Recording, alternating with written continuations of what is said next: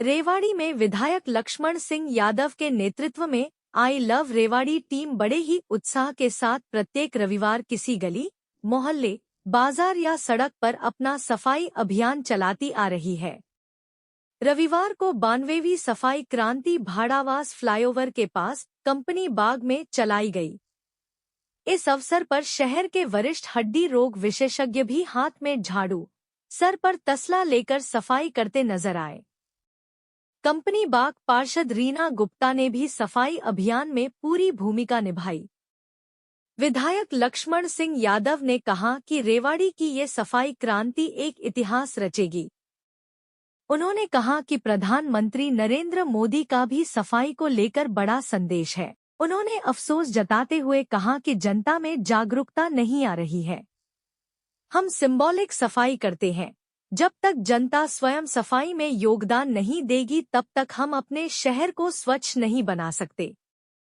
हम आपको ये भी सुनवाएंगे कि धर्मेंद्र प्रधान के इस्तीफे पर सरकार को क्यों बैक फुट पर आना पड़ा और विधायक लक्ष्मण सिंह यादव ने क्या कहा। रेवाड़ी हो हमारा, ये वीर शहीदों की भूमि, तन्ने इतिहास हमारा हमारा सारे शहरों से अच्छा।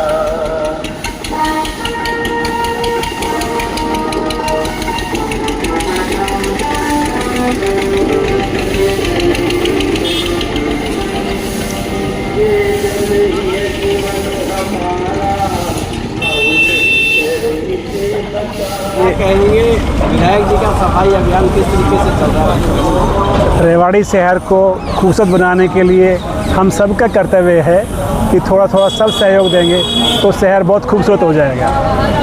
और हर आदमी से ये रिक्वेस्ट है कि वो सिर्फ एक दिन के लिए नहीं, हमेशा के लिए ध्यान रखे कि सफाई हमारे आसपास अच्छे से रहे। लोग ये कह रहे हैं कि ये नाटक हो रहा है, इसको आप देखिए कि रोज़ कितनी सफाई होती है। हर वीक में जिस रोड पे निकलते हैं वो रोड बिल्कुल साफ़ सुथरा हो जाता है।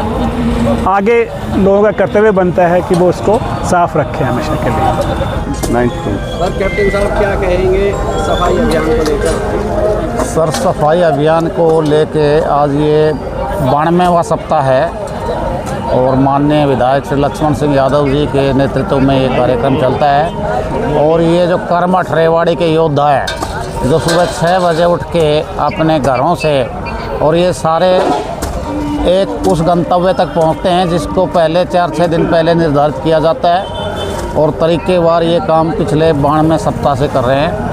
अब जो लोग ये कहते हैं कि ये तो खाली दिखावा और छलावा है, मेरा उन लोगों के लिए ये कहना है कि कृपया आप भी अपने घर से 6 किलोमीटर जाके अपने ट्रांसपोर्ट से दिखावा और छलावा करें तो शायद एक उसी दिन आपको एहसास हो जाएगा कि दिखावा और छलावा क्या होता है। ये एक सिंबॉलिक है और इसको जो है ना ये मैसेज है, ये कोई रेवाड़ी को क्लीन करने के लिए लोगों को संदेश दिया जाता है, ना कि अब लोगों को संदेश को अडेप्ट नहीं कर रहे, उनकी अडेप्टेशन पावर बहुत वीक हो गई है। तो उन्होंने इसमें अपने में सुधार करना है और ये किसी चीज़ को किंतु परंतु में ना डाल के, लोग कहते हैं कि पहला मतलब प्रथम भगवान और उसके बाद सफाई।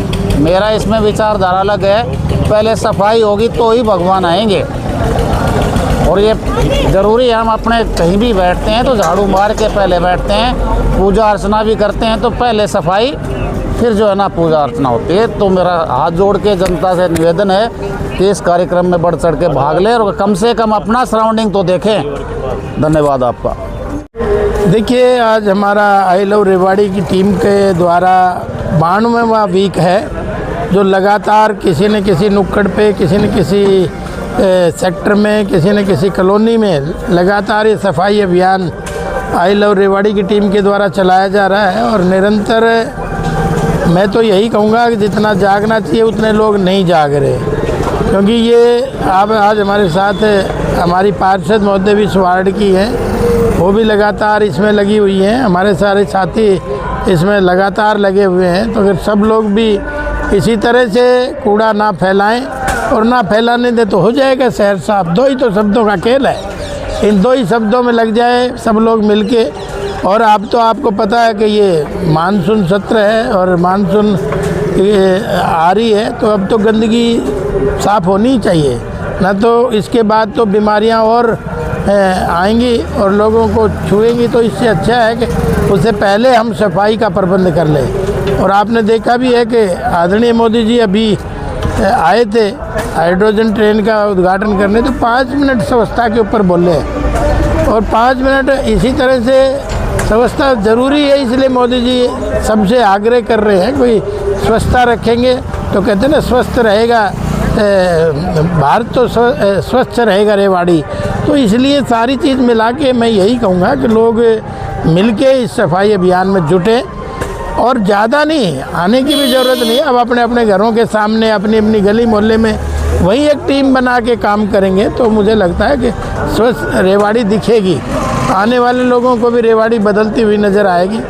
लेकिन कुछ लोग अपनी आदत से बाज नहीं आ रहे, उनसे मैं ज़रूर आग्रह करूंगा कि आप लोग भी उसमें लगें।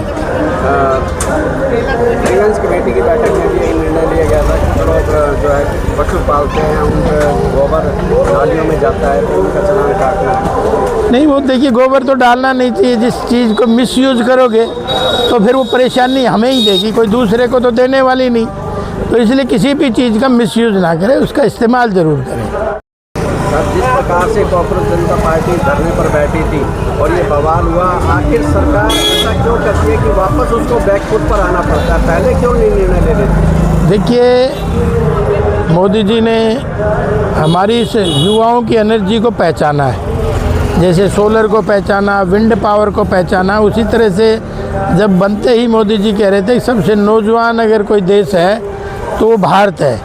तो मोदी जी ने इसमें यही सोचा है कि भाई हमारी इतनी बड़ी शक्ति डाइवर्ट हो रही है, किनके हाथों में खेल रही है, भारत को तोड़ने वाले लोगों के हाथों में खेल रही है। तो इस समय ये निर्णय लेना महत्वपूर्ण था। और मैं तो अपने धर्मेंद्र प्रधान जी जो हमारे मंत्री हैं, उन्होंने कल ही इस्तीफा दिया है कि राज बड़ी चीज़ नहीं, देश बड़ी चीज़ है।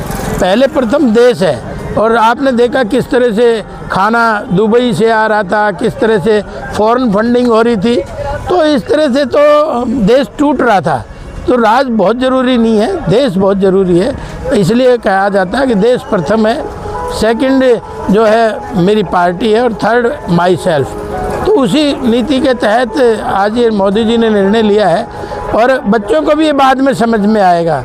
और नुकसान भी हो रहा था देश का, तो ये कोई वो नहीं है। अब तो आप देख रहे होंगे, अब भी करेंगे तो सही, क्योंकि इनके तो कोई और दिक्कत है, इनके तो राजनीति करने की दिक्कत है, वो करेंगे सारे मिलके। और आप ये देख लो, इनके नेता जो इंडिया गठबंधन के नेता हैं, इंडिगो गठबंधन के नेता हैं, इनको देखो आप, इनके संबंध किन लोगों से हैं, किस किस तरह से देश की जो हमारे खिलाफ ताकतें खड़ी है उनके साथ ये खड़े हैं। तो ये भारत पर से न्याय करेंगे क्या? तो वो ताकत दे रहे हैं। भाई बच्चे तो युवा है, नौजवान है, उनको गुमराह कोई भी कर ले, तो इसलिए वो गुमराह हुए थे। लेकिन मोदी जी को तो मैं धन्यवाद करता हूँ, धर्मेंद्र प्रधान को भी। और वो इतने एनर्जेटिक आदमी हैं, आपने 12.5 साल देखा है मंत्रालय किस तरह से चलाया है। आज हमें जो पुराना इतिहास पढ़ाया जा रहा था, आज वो बदल रहा है। तकलीफ ही और भी है, यही तकलीफ नहीं है, तकलीफ और भी है। हमारे भारत का इतनी बड़ी विरासत है, अब हम उनको पढ़ा रहे हैं तो इनको तकलीफ हो रही है। और आपको तो पता है, अगर इसमें जब भी सदन, चाहे लोकसभा का चले चाहे विधानसभा का चले, तो उनको पता है कि ऐसे बिल लाएंगे जो भारत के पक्ष के होंगे, जो देश की जनता के पक्ष के होंगे। लेकिन वो नहीं चाहते कि भारत के पक्ष के कोई बिल आए, इसलिए तो उन्हें सदन नहीं चलने देनी। वो भी एक रास्ता है। बहुत सारी लंबी चीज़ें हैं, पर देश के को टूटने आदरणीय मोदी जी नहीं देंगे, ये तो पूरा विश्वास सबको हो ही जाना चाहिए। क्योंकि कोई एक दिन का थोड़ी, अब तो 12.5 साल हुई है, ये जनता जानती है। आज भी देश मोदी जी के साथ खड़ा है।